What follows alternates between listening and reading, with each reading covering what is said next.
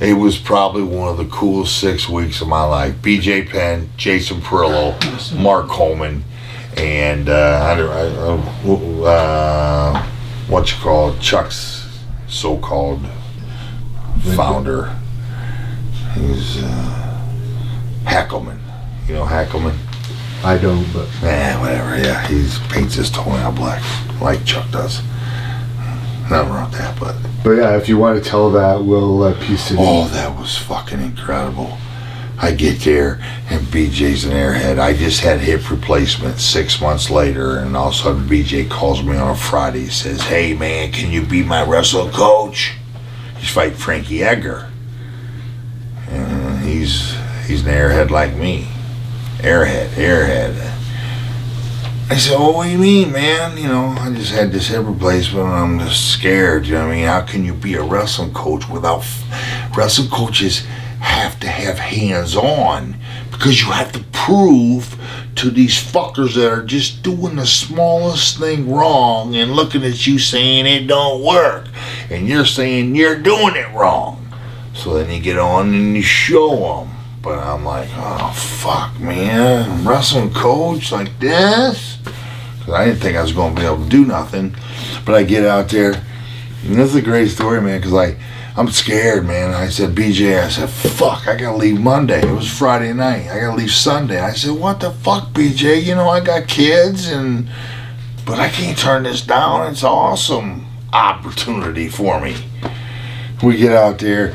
I'm scared, man. I'm scared, and all of a sudden, I'm walking into the gym, and all of a sudden, I walk through the doors, and I'm like,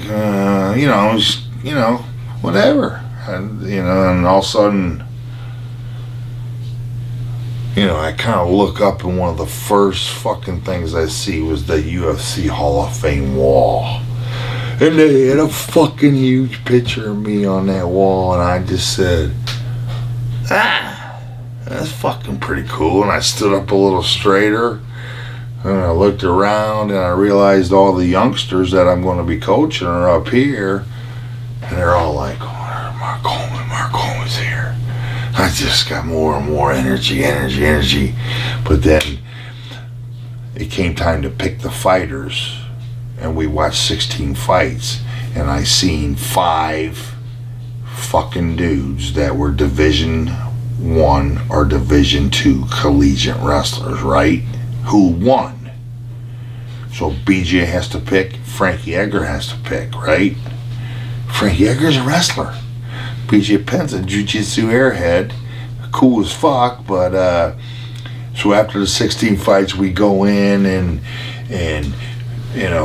the Brazilian guy, I forget his name, Panaharis or something like that, he's like giving BJ exact details on every guy. BJ's only got 5 minutes to absorb anything, and BJ's an airhead, in and out. I just looked at BJ, I said, BJ, listen, get me a couple of them fucking wrestlers, please. Just give me a couple of them wrestlers, there's 5 of them, the big black guy, 2 big black guys, and this guy. Oh, Frankie Edgar went out there, picked first. Boom, he snatched up the big black wrestler first round. Okay, BJ picks some martial arts guy, tough guy. Okay. Frankie takes another one, second. Okay, BJ, give me one of them wrestlers, man. There's 3 or 4 left. Nothing. Frankie got all 5 of them motherfucking collegiate wrestlers. And I'm on the blue team, and I love my team to death, but not one of them knew how to wrestle.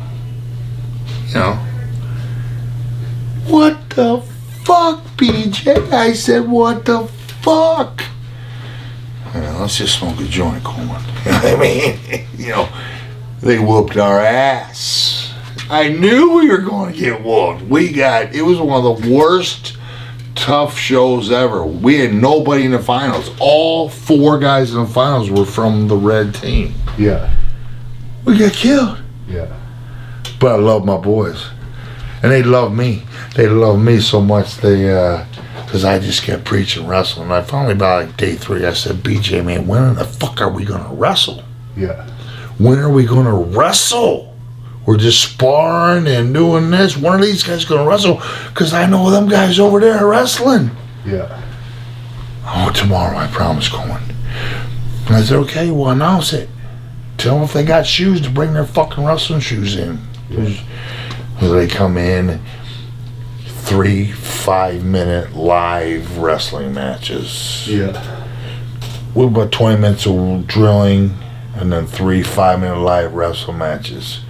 Usually after the practice, these boys would go do some extra work back here, this and that. What? Just 3 5-minute wrestle matches. These motherfuckers scoop their shit up, and they walked back to the locker room. They took their shower, and they went home, and they fucking went to bed.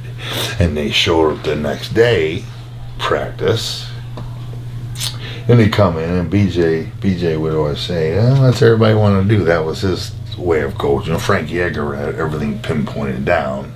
There's 2 ways to coach. What do you guys feel like doing? And everybody would say, I want to hit the pads, this and that, I want to do this, and I said, well, don't anybody want to wrestle? And they just looked at me and said, oh, coach, man, we're so fucking sore. We're so sore. I said, well, why do you think that is, you fucks? I didn't say it like that, but I said, well, why do you think that? Don't you think we maybe should do it more often? Because when you fight this red team, they're going to be wrestling you. Yeah. And they whooped our ass.